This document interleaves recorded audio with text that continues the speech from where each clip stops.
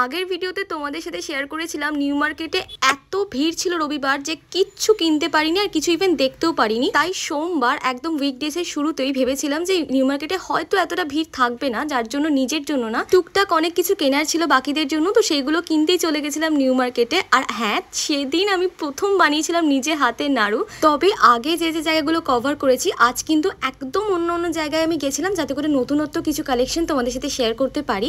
আবার আজ আমি জিম প্যান্টের সাথে কুর্তি পরেছি, তার কারণ হচ্ছে এরপরেই আমি যাব জিমে। আর ব্যাগে অত সত্যিই জায়গা নেই, কারণ অনেক কিছু প্ল্যান করে গেছিলাম যে টুকটাক অনেক কিছু জিনিসপত্র কিনতে হবে, তাই আমি এই জিমের জিনিসপত্র দিয়ে ব্যাগ ভরাতেই পারবো না। যাই হোক, এখানে আমি একদম রেডি হয়ে গিয়েছিলাম আর রেডি হয়ে পৌঁছে যাই নিউ মার্কেটে। নিউ মার্কেটের আগে কি করে গেছি সেটা তো তোমরা সবাই জানো, তাই জন্য আলাদাভাবে আর কিছু বললাম না। নিউ মার্কেটের সোমবারের অবস্থা রবিবারের থেকে তো ভালো ছিল, বাট তাও প্রচন্ড ভিড় ছিল, তোমরা আমার ব্লগ দেখেই বুঝতে পারছো। তবু আমি বলবো নিউ মার্কেটে রবিবারের তুলনায় কিন্তু সোমবার ভিড়টা অনেক কম ছিল, লাইক অনেক কম। তাই আমি আজকে ভাবলাম ফুটের দোকানগুলো তো আগের দিন অনেক দেখেছি, আজ একটু সিটি মার্টে যাই। হ্যাঁ, নিউ মার্কেটে স্পাইডারম্যানের যে স্ট্যাচুটা আছে তার পাশেই যে সিটি মার্ট, আমরা তো কম বেশি প্রত্যেকেই সেখানে যাই। এখন বেশ সুন্দর 3 তলা একটা শপিং মল করে দিয়েছে। আর আমি এখানে গেছিলাম কিডস সেকশনে। হ্যাঁ, কিডস সেকশনে আমার কখনোই যাওয়া হয় না, তার কারণ হচ্ছে একটা ছোট্ট বেবির জন্য ফ্রক কিনতে গেছিলাম। আর এখানে ফ্রকের সাইজ সত্যি বলবো একদমই নেই, একদম পুচকু পুচকু বাচ্চাদের জন্য, মানে 28 সাইজ পর্যন্ত তোমরা ফ্রক চাইলে পেতেই পারো, বাট তার বেশি কিন্তু তোমরা কোনো সাইজ পাবে না। আর যদি সাইজ একটা দুটো থেকেও থাকে তার ডিজাইন তোমাদের একদমই পছন্দ হবে না। আমি সত্যি বলছি, আমি সিটি মার্টের কালেকশন বাচ্চাদের স্পেশালি সিম্পল ফ্রকের ক্ষেত্রে আমি দেখতেই পাইনি। দেখতেই পাচ্ছ আমি 1 ঘন্টা ধরে পুরো কিডস সেকশনে ঘুরেছি, কিন্তু বিশ্বাস করো কোনো ভালো ফ্রক একটু ঠিকঠাক দামে আমি খুঁজে পাইনি। দেখো এখানে সব বাচ্চাদের ফ্রক আছে, মানে একটু বড় যারা 7-8 বছর বয়স সেই রকম বাচ্চাদের। আমার হাতে যে কটা ফ্রক দেখছো ঠিক এই কটা অপশানই আছে তোমাদের পছন্দ করার জন্য। তারপর আমি একটু ফ্যান্সি ফ্রকের মধ্যেও খুঁজলাম কিন্তু পেলাম না। বাচ্চাদের সত্যি কথা বলতে ফ্যান্সি তোমরা অনেক কিছু পেয়ে যাবে, লাইক জিন্স টপ কোয়ার্ড সেট প্রচুর কিছু আছে। তারপর এই 3 পিস সেটগুলো আমি একটু দেখছিলাম, তোমরা জানোই আমি তো কবে থেকেই খুঁজছি একটা ভালো 3 পিস সেট। তারপর একটু লেডিস কুর্তির সেকশনে এলাম। এখানে এসে আমার বেশ ভালো লাগছে, ঠিকঠাক মানে ভালো রকমই কুর্তির কালেকশনটা ছিল, বাট কুর্তিগুলো একদমই লম্বা। যেমন ব্লু কুর্তিটা মানে যখন আমি নিজের গায়ে ফেলে দেখেছিলাম, লিটারালি বলছি আমার হাইটের থেকে লম্বা ছিল কুর্তিটা। না, আর হাইট নিয়ে আমি বেশি কথা বলতেই চাই না। তারপর একটু 199 কুর্তি দেখছিলাম, যেগুলো আমার একদমই পছন্দ হয়নি।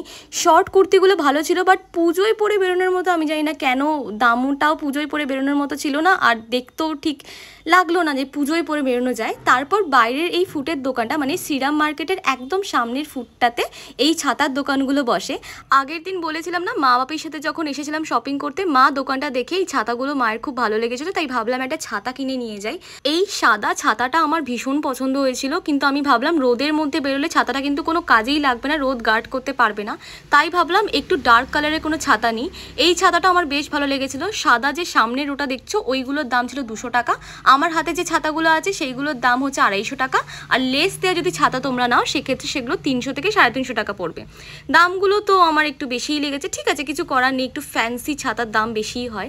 তারপর হঠাৎই রাস্তার মধ্যে চোখে পড়ে এই ব্যাগের দোকানটা। এখানে 100 টাকা থেকে ব্যাগ ছিল, বা জাস্ট ভাবো 100 থেকে 300 টাকার মধ্যে সমস্ত ব্যাগ ছিল। বেশিরভাগ ব্যাগ যেগুলো আমরা হাতে দেখছো সেগুলো 100 টাকা করে ছিল। এছাড়াও 200-300 টাকারও ব্যাগ ছিল। এখানে ঢালোয়া পাওয়া যাচ্ছে, তো তোমরা কালার সব কিছু পছন্দ করে এখান থেকে কিনতে পারো।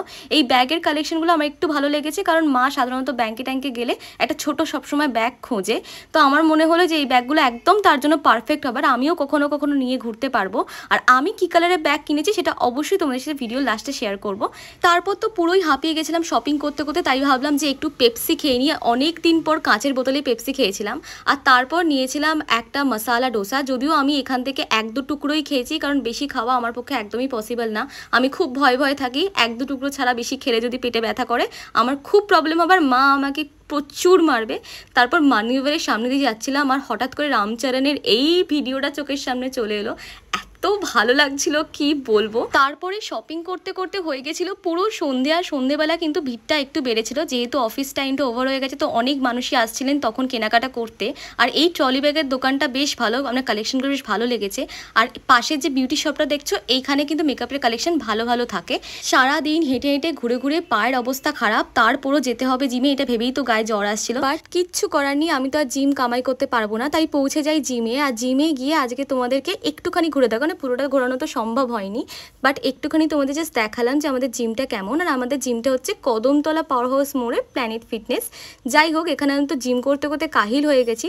বাড়ি ফিরে ছদ্দি ভাই বলেছিল একটু নাড়ু বানিয়ে দিতে, তো আমি ভাবলাম জীবনের প্রথম নাড়ুটা আজ আমি বানাবো। লাইক মা আমাকে অনেক সাহায্য করে দিয়েছিল যে কী করে কী করবি।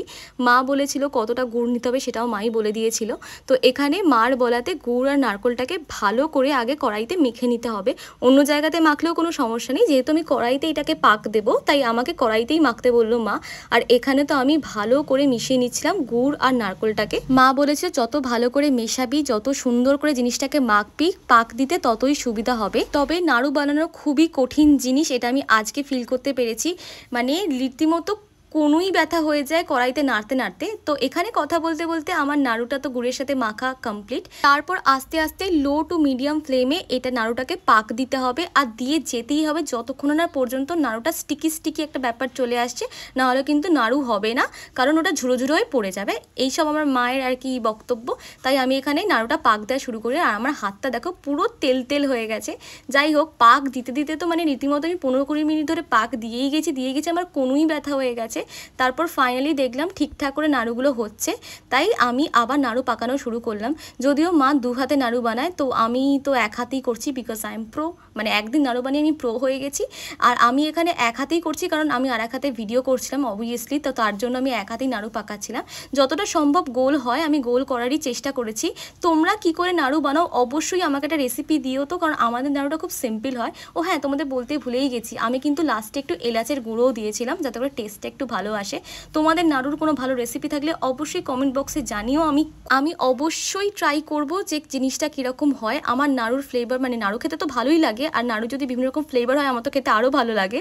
যাই হোক, আজকের ভিডিওটা কেমন লাগলো অবশ্যই কমেন্টে জানিও। দেখা হচ্ছে নেক্সট ব্লগে। টাটা, বাই।